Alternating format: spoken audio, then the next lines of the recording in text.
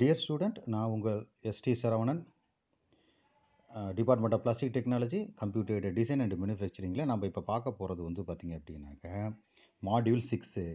Module 6ல் நம்ம என்ன பார்க்க போகிறோம்னா சிஎன்சி மெஷின் சென்டர் இது, அதனுடைய கன்ஸ்ட்ரக்ஷன் பார்க்க போகிறோம். போன தடவை என்ன பண்ணுறோம், சிஎன்சி லேத்து பார்த்தோம், டர்னிங் சென்டர் பார்த்தோம்.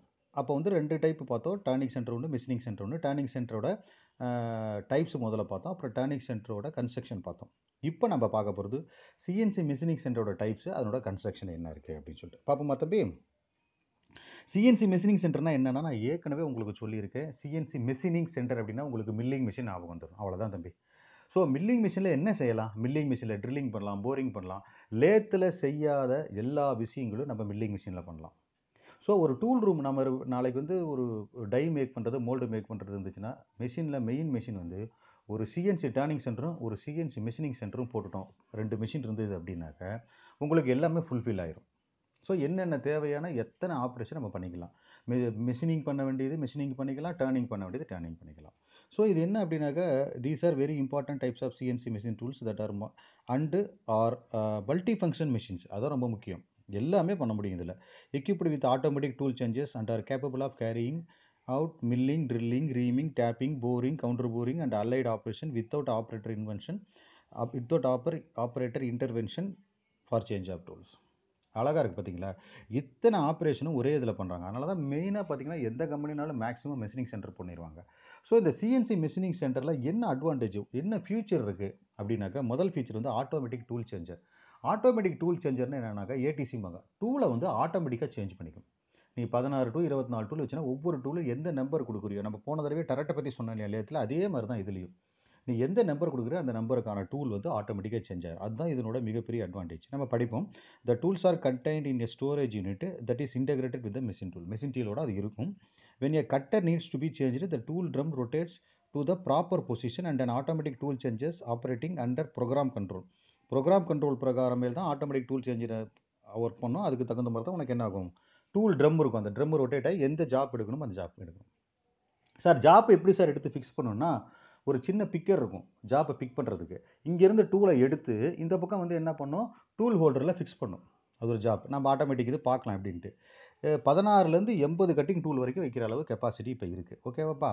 ரெண்டாவது முக்கியமான ஃபீச்சர் வந்து automatic work part position.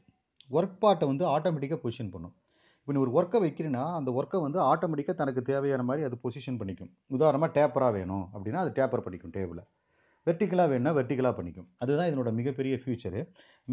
Many horizontal and vertical machine centres have the capability to orient the work part relative to the spindle.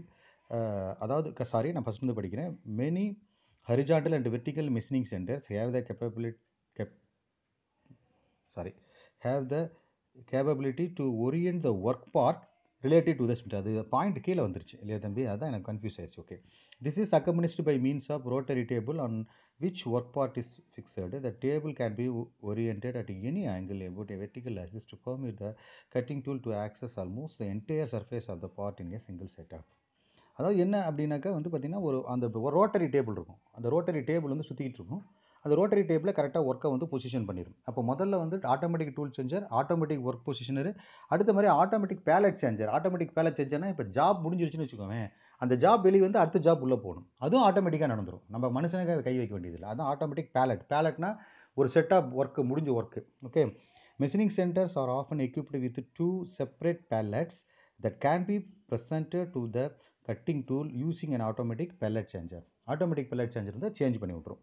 While machining is performed with one pallet is in position at the machine, the other pallet is in a safe location away from the spindle. ஒரு work நடக்கும்போது இன்னொரு அந்த இப்போ வந்து ஒரு job இருக்குது, முடிஞ்ச job ஒன்று இருக்குது, இன்னொன்று ரா ஜாப் இருக்குது. அந்த ரா ஜாப் தான் உள்ளே கொண்டு வந்து என்ன பண்ணுவோம், ஃபினிஷ் பண்ண போகிறோம். ஸோ ஃபினிஷர் ஜாப் பண்ணும்போது அந்த ரா ஜாப் வந்து வெளியே நின்றுட்டுருக்கும்.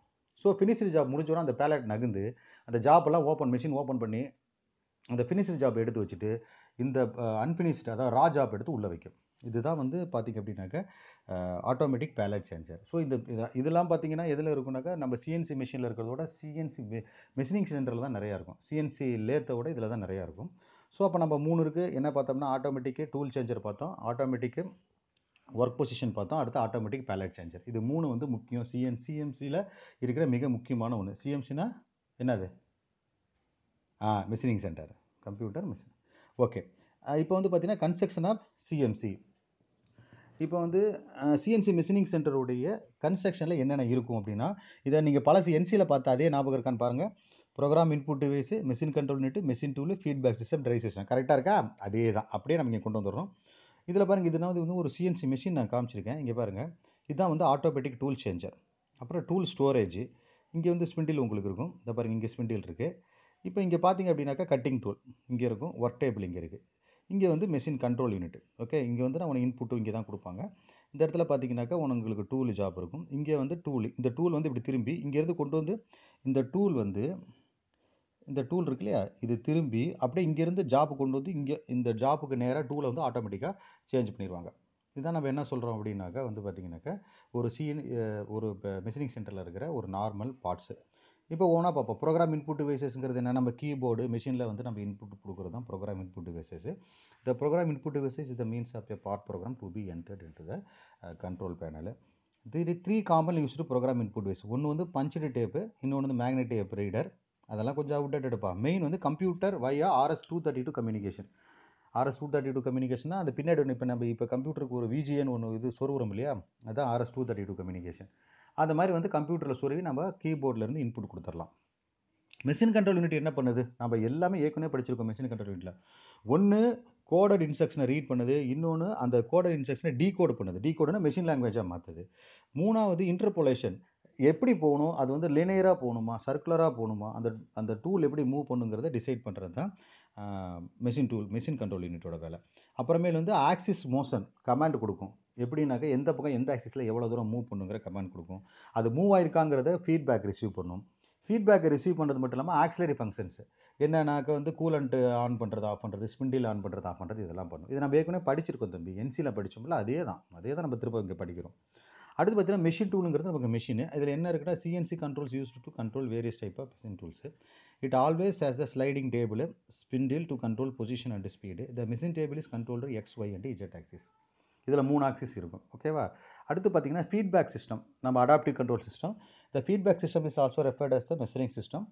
It uses position and speed transducers to continuously monitor the position at which the cutting tool is located at any particular instant. இந்த சமயத்தில் கட்டர் எந்த இடத்துல இருக்குது அப்படிங்கிறத நம்ம டிஸ்பிளேலே பார்த்துடலாம்.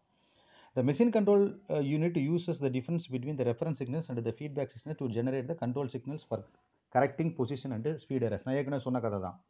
ஸோ நம்ம என்ன பண்ணோம்னா அது என்ன மெஷர் பண்ணிக்கிட்டே இருக்கும். அந்த ஆட்டோமேட்டிக் ஃபீட்பேக் சிஸ்டம் நம்ம எவ்வளோ இன்புட் கொடுத்துருக்கோம், எவ்வளோ தூரம் நகரணும்னு பார்க்கும். அவ்வளோ தூரம் நகர்ந்துருக்கா அப்படின்னு செக் பண்ணி நகரலை அப்படின்னா அந்த ஃபீட்பேக்கை கொடுத்து நகர வைக்கும். அதுதான் வந்து ஃபீட்பேக் கண்ட்ரோல் சிஸ்டம். இதை பற்றி டீட்டெயில் நிறைய சொல்ல வேணாம், நான் அடாப்டிவ் கண்ட்ரோலில் நிறைய பேசிட்டேன் இதை பற்றி. ஓகே, டிரைவ் சிஸ்டம்னா சர்வோ மோட்டரு, இதுக்கான எல்லாத்துக்கும் தேவையான drive system. Drives R used to provide controlled motion to CNC element. A drive system consists of amplifier circuits, drive motors and ball screws. The MCU feeds the control signals of each axis to the amplifier circuits. The control signals are augmented to actuate drive motors, which is in turn rotate the ball and screws to position the machine table. நான் ஏற்கனவே சொன்ன மாதிரி தான். Okay, அப்போ டிரைவ்ஸுங்கிறது அங்கங்கே இருக்கும். X ஆக்சிஸ்க்கு ஒரு drive, அதை ஒரு சர்வோ மோட்டர். ஒய் ஆக்சிஸ்க்கு ஒரு டிரைவு, இஜெட் ஆக்சிஸ்க்கு ஒரு டிரைவு. எக்ஸுங்கிறது லெஃப்ட் ரைட்டு, ஒய்ங்கிறது வந்து முன்னாடி பின்னாடி. உன் மிஷினுக்கு முன்னாடி போகும், பின்னாடி வரும். ஒன்றை நோக்கி வரும், ஒன்று ஆப்போசிட்டாக போகும். ஸோ முன்னாடி பின்னாடி, மிஷினுக்கு முன்னாடி நீ நிற்கிறேன்னு வச்சுக்கோப்பா, உனக்கு முன்னாடி பின்னாடி போகிற மாதிரி இருந்துச்சுன்னா அது ஒய் ஆக்சிஸ். லெஃப்ட் ரைட்டு போனால் எக்ஸ் ஆக்சிஸு. இஜெட் ஆக்சிஸுங்கிறது மேலேருந்து கீழே இருக்குது. ஒன்று டேபிள் மேலே ஏறும் அல்லது வந்து டூல் கீழே இறங்கும், அது வந்து இஜெட் ஆக்சிஸு. ஸோ இப்போ என்ன பிரச்சனை அப்படின்னாக்கா, இது எல்லாமே ஒவ்வொன்றுக்கும் ஒரு டிரைவ் இருக்கும். இந்த டிரைவை வந்து கம்ப்ளீட்டாக கண்ட்ரோல் பண்ணுறது வந்து எப்படின்னாக்கா சர்வோ மோட்டர்ஸ், இது இந்த கண்ட்ரோல் யூனிட் இருக்கும். நாம் நினைக்கிற மாதிரி ஆர்டினரி பேரிங்லாம் போட்டிருக்க மாட்டாங்க. இது வந்து பால் பேரிங் போட்டிருப்பாங்க.